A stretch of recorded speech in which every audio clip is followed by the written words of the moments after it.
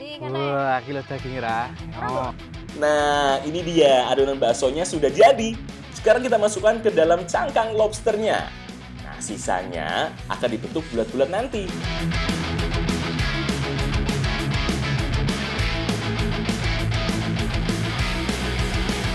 Selain dikonsumsi, susu kambing juga banyak diolah. Salah satunya menjadi keju. Aku mau bikin keju mozzarella yang akan aku buat jadi bola keju. Wah, rasa tenan. Wah.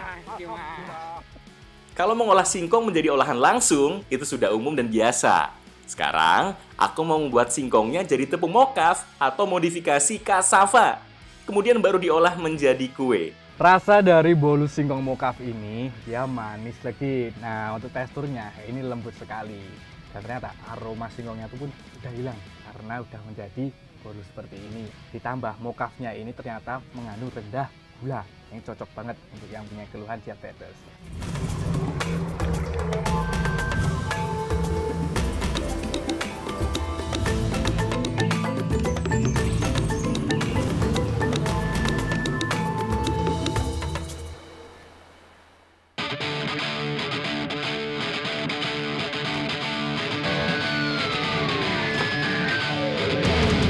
Baju sudah ganti, tatanan rambut juga sudah rapi. Kira-kira aku mau kemana ayo? Langsung aja yuk kita panasin jeepnya.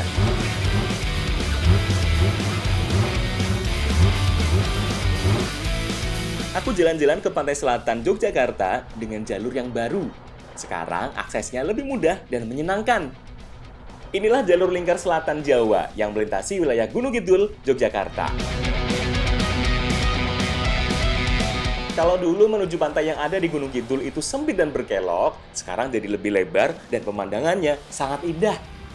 Sekarang aku lagi berada di jalur lintas selatan, tepatnya di Tepus Gunung Kidul. Nah, kali ini aku bakal eksplor kekayaan alam yang ada di sini. Jejak anak negeri, karena alam memberikan banyak manfaat. Sambil lihat pemandangan, kita langsung ke pantai yuk.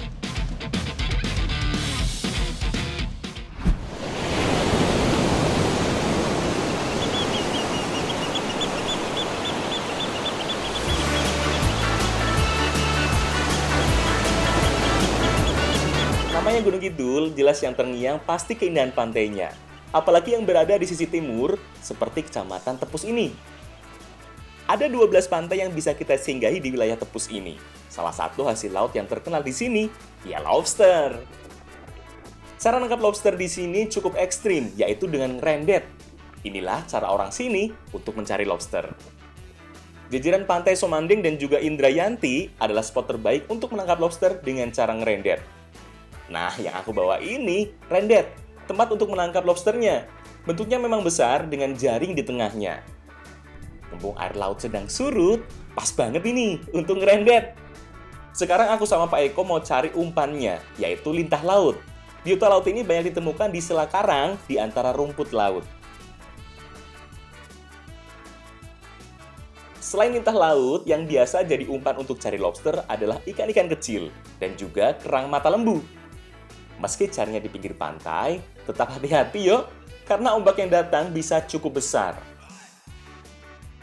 Sekarang kita lagi mau ngerendet atau salah satu cara nangkep lobster. Nah, sekarang ini kita lagi masang umpannya, yaitu pakai lintah laut. Nah, di situ kita pasang di tengah sana dengan cara yang unik pokoknya. Ayo wis, pasang yuk! Umpan sudah terpasang, sekarang giliran aku sama Pak Eko menuju ke tengah, di mana kedalaman sekitar 1,5 meter, untuk memasang rendet di antara batu-batu karang. Selain harus hati-hati, harus benar pasangnya juga agar rendetnya tidak berpindah tempat atau menghilang. Wah, kamu gimana nih? Gimana nih? Ini marga saya anu mawon, saya pun dipasang mawon. Gimana Ton? Oh, gimana pokoknya langsung mawon. Rendet biasanya dibiarkan selama 1 hari, dan kalau pasang rendet, biasanya sekalian mengambil rendet yang sudah dipasang hari kemarin. Nah, ada lobster yang terperangkap di dalam rendet. Sudah nggak bisa keluar lagi ya. Kesulitan dalam rendet ini adalah waktu yang selalu berubah mengikuti jadwal pasang surut air laut. Selain itu, tingkat kesulitannya juga tinggi, karena harus berani menuju tengah untuk mendapatkan lobsternya. Wah, udah banyak ini. Sekarang saatnya untuk kita olah.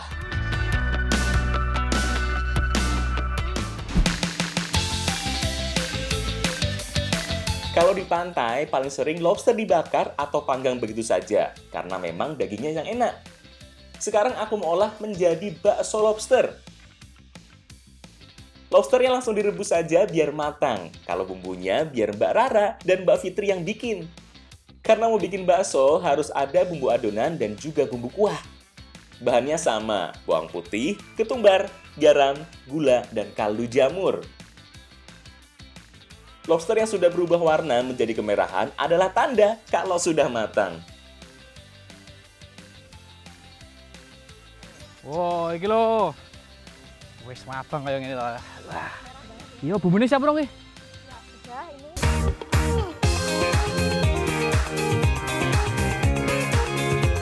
Karena mau bikin bakso, kita ambil daging lobsternya dulu yo. Untuk bagian kepala, tetap disisakan.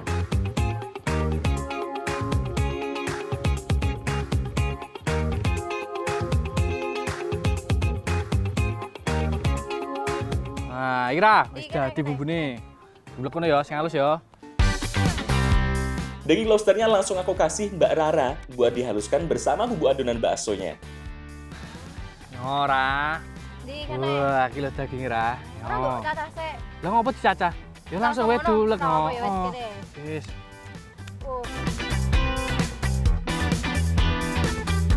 Setelah lembut, adonan bakso dicampur dengan tepung dengan air dan diaduk hingga siap masak. Sementara itu, Mbak Fitri bikin kuahnya. Tumis bumbu hingga aromanya keluar. Kemudian tambahkan air. Terakhir masukkan irisan daun seledri dan juga bawang merah. Biarkan sebentar sampai kuahnya matang. Nah, ini dia adonan baksonya sudah jadi. Sekarang kita masukkan ke dalam cangkang lobsternya. Nah, sisanya akan dibentuk bulat-bulat nanti. Mas, garek direbus ya iki. Dadi bakso, iya dong. Wah, ini siap, Mbak? Oh, udah. Ya wes, saya bikin bakso nih, Mbak ya. Juga nih, Mbak. Bisa diangkat, Mas.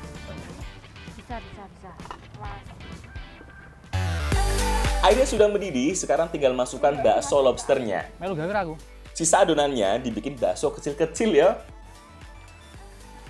Nah, jadi setelah tadi adonan baksonya udah kita masukkan ke dalam kepala si lobster, sisanya kita bikin yang bulat-bulat seperti ini. Nah, ini tandanya nanti kalau udah mateng, baksonya bakal mengambang. Wes ki sora aku yang gawe. Iso. Ya wes ki, kene ngene iki.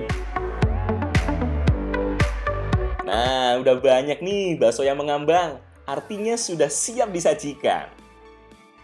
Biar makin mantap, kita pakai wadah dari semangka. Aku juga mau makannya pakai mangkok semangka, biar makin kerasa suasana tropisnya.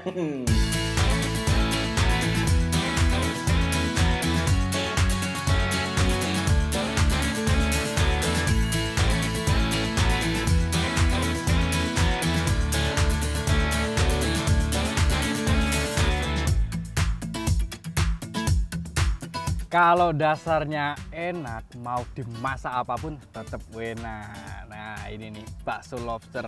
Wah, rasanya itu dia kuahnya seger, pedasnya juga kerasa, dan daging dari lobsternya itu juga mendominasi. Wah, ditambah ini pakai mangkok dari semangka. Wah, tambah seger pol. Pol. Lobster adalah salah satu hewan laut yang merupakan sumber protein tinggi dengan jumlah lemak yang sedikit.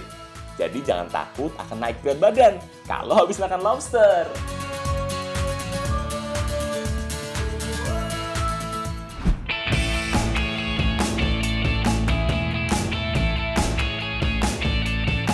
Banyak olahan lobster yang menarik. Kali ini akan aku padukan bersama telur bebek. Aku mau bikin telur asin dulu sebelum kita olah bersama lobsternya. Seperti sajian ala resto, aku bakal membuat lobster kuah telur asin. Mantep kan?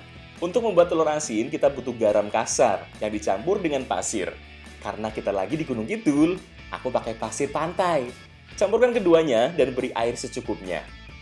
Aduk hingga merata, kemudian terakhir masukkan telur bebek ke dalam pasir. Biarkan telur terkubur hingga menjadi telur asin. Teknik yang aku pakai ini adalah teknik penggaraman basah, di mana menggunakan larutan jenuh air dan garam dengan perbandingan 2:1. Setelah dikubur di campuran pasir dan garam, telur ini harus didiamkan dulu selama kurang lebih 10 hari agar menjadi asin. Ya wes, Mbak, iki tak tok nisi ya. Saya wis dadi ora? Oh, kuwi. Ya wis kene, Mbak. Jane, Mbak ya. 10 dino, Mas. Oke, iki, Mbak ya. Nah, Mbak Ida sudah nyiapin telur yang sudah dikubur dalam pasir selama 10 hari. Tinggal aku ambil ya. Sekarang aku mematangkan telur dan juga lobsternya.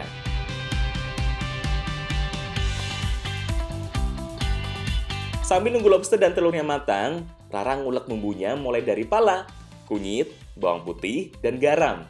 Nah, kalau Mbak Ida merajang bawang putih, bawang merah, bawang bombay, dan daun bawang.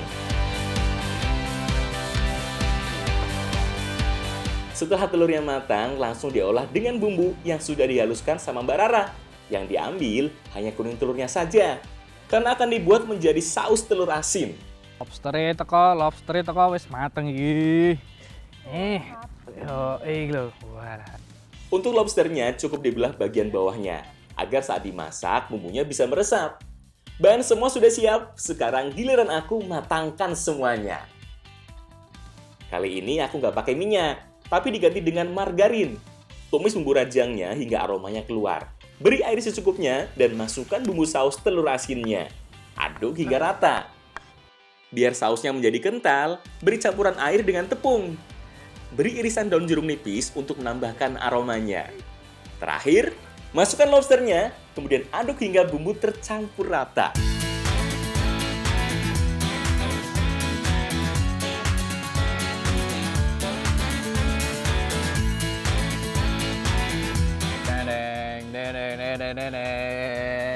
Lobster endog asin wis mateng. Nah, ya kuwi tak maksud. Saya tak maksud kuwi. Ya wis, yuk. Kita bareng-bareng.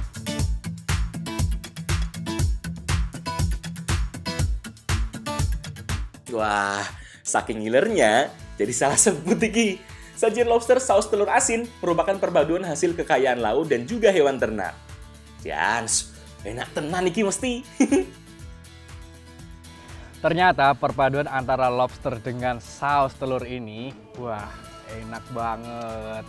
Sausnya itu lumurnya juga dapat, asinnya juga nggak terlalu asin, masih bisa dinikmatin. Nah, dagingnya ini, teksturnya itu dia lembut dan ternyata ini punya kandungan yaitu selenium yang cocok banget untuk kelenjar tiroid. Piye, kurang nikmat piye? Enak, manfaatnya yo, oke toh, ya Mbak yo. Wah, ibu nen aku.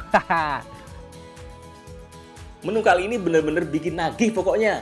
Emang ya, kalau sajian biota laut yang satu ini pasti selalu enak untuk dinikmati.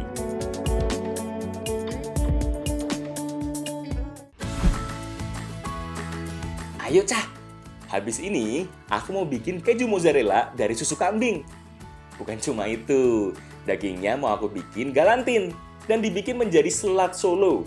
Penasaran kan? Tonton terus yo di Channel Negeri karena alam memberikan banyak manfaat.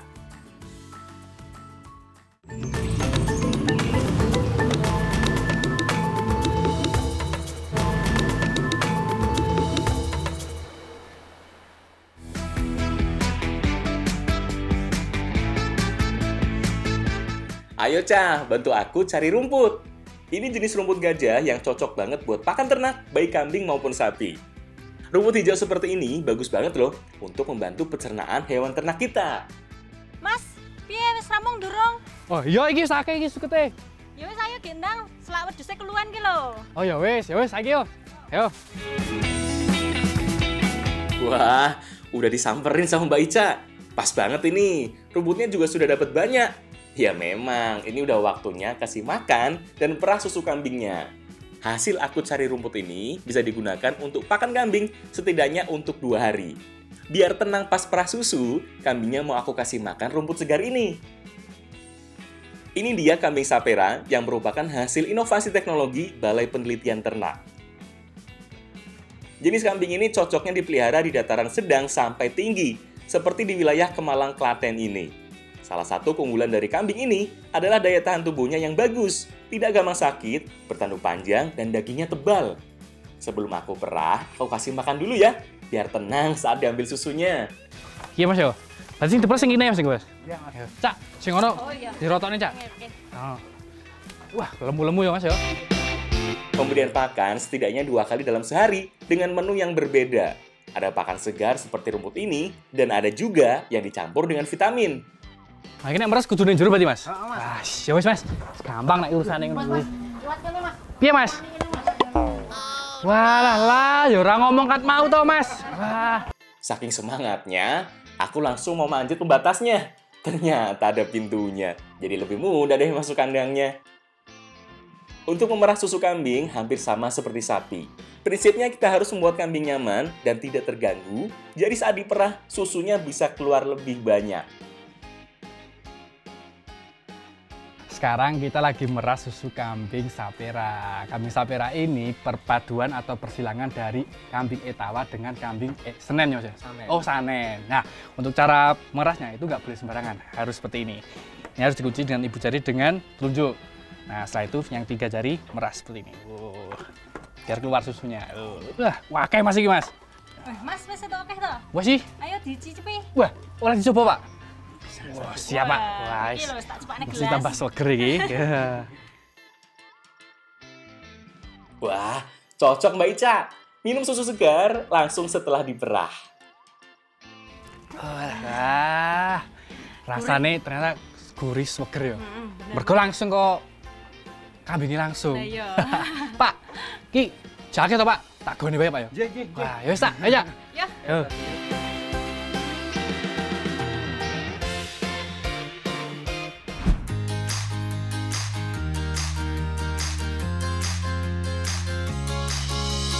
Selain dikonsumsi, susu kambing juga banyak diolah. Salah satunya menjadi keju.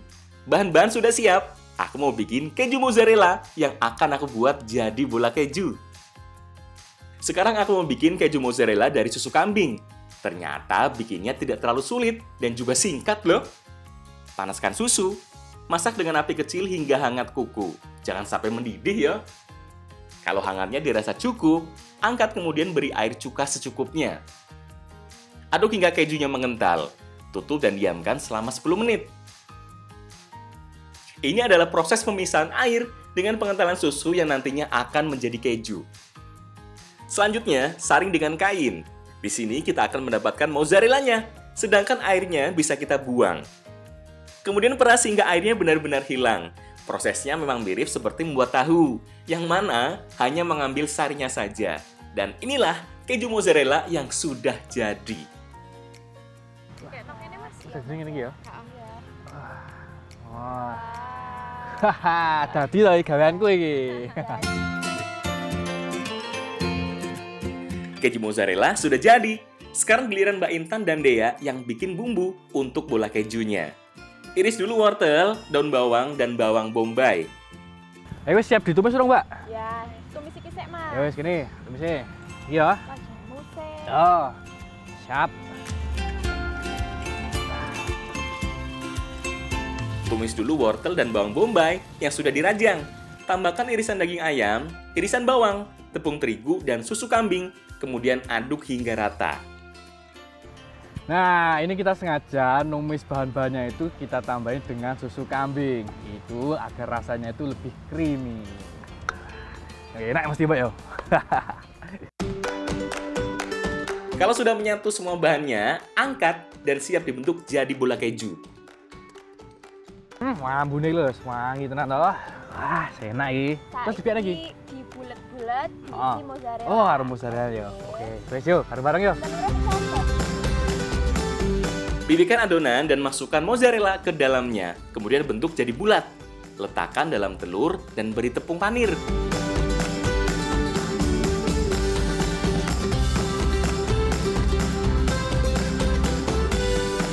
Kalau sudah banyak begini, tinggal digoreng aja yo. Untuk hasil maksimal, goreng dengan minyak yang banyak dan panas. Biarkan hingga keluar warna keemasan. Artinya bola keju mozzarella sudah matang.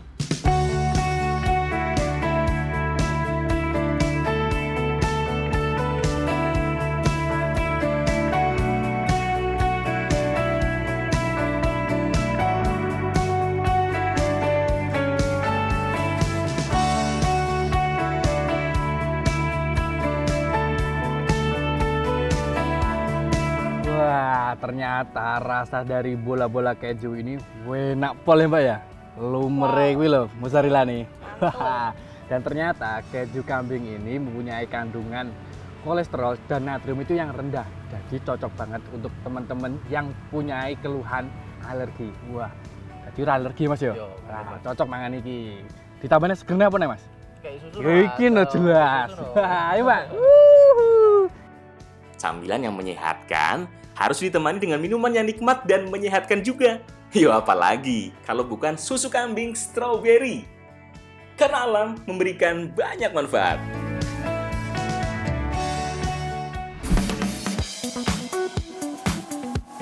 Kalau tadi susu kambingnya sudah aku olah, sekarang giliran daging kambingnya yang akan aku olah jadi panganan yang semua orang pasti suka.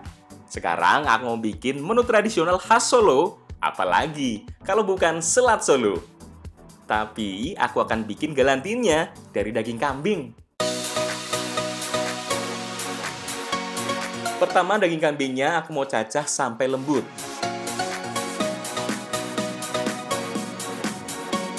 Bu Ayu dan Bu Maya bantu aku bikin bumbu galantin dan bumbu selatnya. Yang harus dihaluskan yaitu ketumbar, bawang putih, garam, dan biji pala. Untuk bikin galantinnya, campurkan bumbu pada daging kambing yang sudah dicacah. Kemudian beri telur dan tepung panir lembut.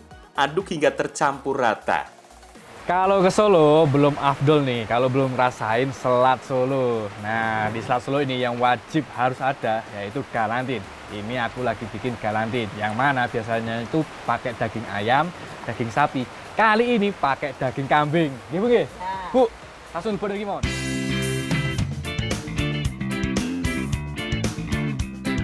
Masukkan adonan galantin ke dalam daun pisang dan bentuk menjadi bulat lonjong. Setelah rapi, langsung kita kukus bersama sayuran untuk selat Solonya. Untuk mematangkan galantin butuh waktu sekitar 45 menit. Galantin matang bersama sayuran. Sekarang aku bikin kuah selat Solonya.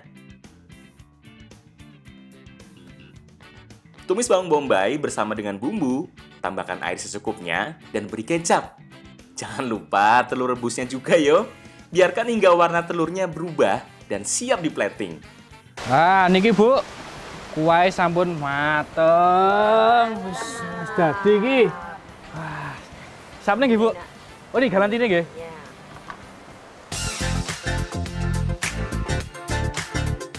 Sekarang galantinnya dipotong dulu. Baru ditata satu persatu. Ada sayurannya, kemudian telur ke dalam piring untuk disajikan.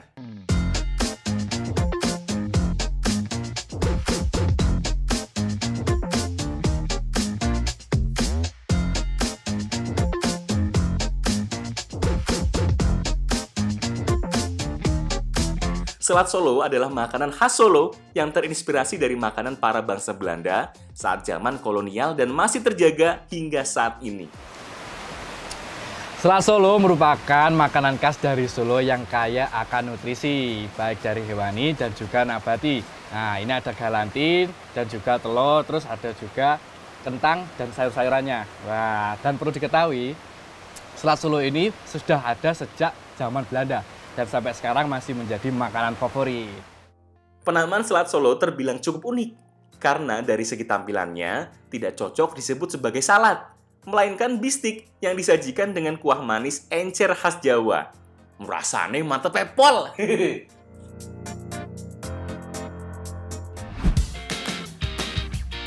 Anak negeri, masih banyak yang bingung kan? Gimana mengolah singkong yang kekinian dan bisa dinikmati jadi makanan yang nikmat dan disukai banyak orang? Udah, tungguin aku aja. Sebentar lagi aku bikin bolu mokaf. Sekaligus gimana cara bikinnya. Jangan kemana-mana yo, tetap di Trans 7.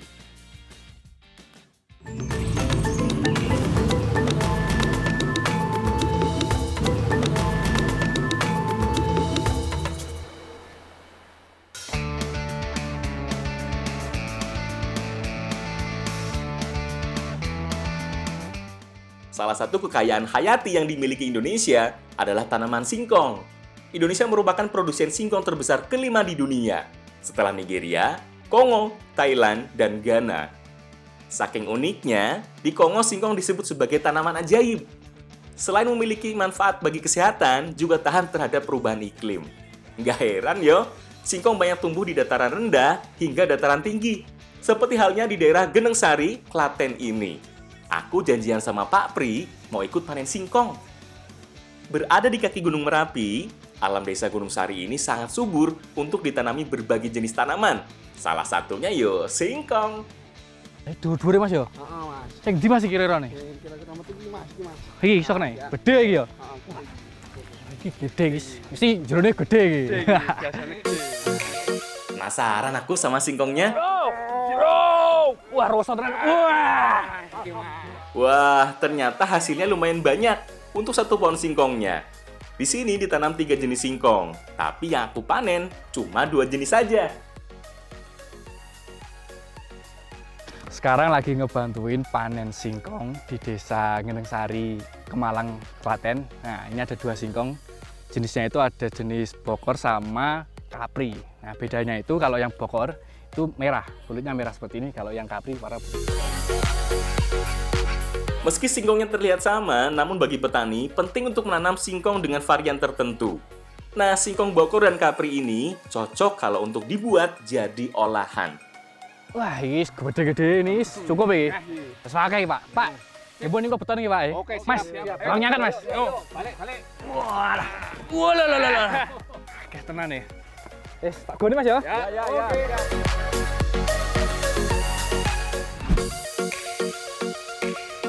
Kalau mengolah singkong menjadi olahan langsung, itu sudah umum dan biasa. Sekarang, aku mau membuat singkongnya jadi tepung mokaf atau modifikasi cassava. Kemudian baru diolah menjadi kue. Sekarang aku sama dia dan Ibu Muti mau buat bolu dari tepung mokaf. Dia dan Ibu bikin fla dan adonan untuk bolunya. Sedangkan aku yang akan mengolah singkong jadi tepung mokafnya. Nah, aku mau kasih tahu nih, gimana cara bikin tepung mokaf. Pertama, singkong dipotong menjadi chips dan tipis. Cuci bersih, kemudian rendam dengan air asam laktat agar terfermentasi. Rendam selama 1 jam. Meski sama-sama terbuat dari singkong, tepung mokaf berbeda dengan tepung tapioka. Tepung tapioka merupakan hasil saripati dari singkong, sedangkan tepung mokaf adalah proses fermentasinya. Inilah yang membedakannya. Kemudian keringkan chips singkongnya. Bisa dengan cara dijemur atau di tim terbuka seperti ini. Sampai kadar airnya hilang dan benar-benar kering.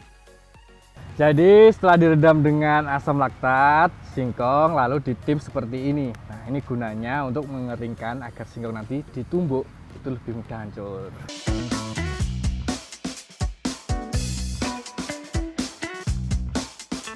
Kemudian tumbuk hingga halus dan saring. Inilah tepung mokaf yang bisa menjadi pengganti terigu. Tinggal campur tepung mokaf dengan telur untuk membuat adonan bolunya. Setelah kalis, adonan dibagi menjadi 3, lalu beri pewarna makanan seperti hijau dan merah muda. Nah, yang satunya biarkan original yo. Lalu tuangkan ketiga adonan ke dalam wadah besek yang telah diberi alas daun pisang. Tinggal kukus saja sampai matang. Butuh waktu sekitar 20 menit sampai matang, lalu tinggal beri sentuhan akhir. Tambahkan fla dan juga taburan keju di atas bolu mokafnya. Dari tampilannya aja udah bikin ngiler yo. Aduh, gak sabar aku buat nyobain.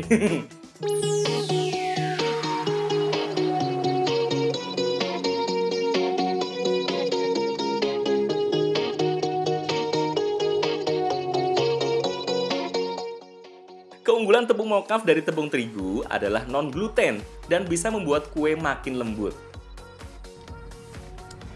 Rasa dari bolu singkong mokaf ini dia manis lagi. Nah, untuk teksturnya ini lembut sekali. Dan ternyata aroma singkongnya itu pun udah hilang karena udah menjadi bolu seperti ini. Nah, ditambah mokafnya ini ternyata mengandung rendah gula yang cocok banget untuk yang punya keluhan diabetes. Kekayaan alam jika diolah akan menghasilkan kuliner yang menarik dan menyehatkan. Karena alam memberikan banyak manfaat. Sampai jumpa lagi yo anak negeri.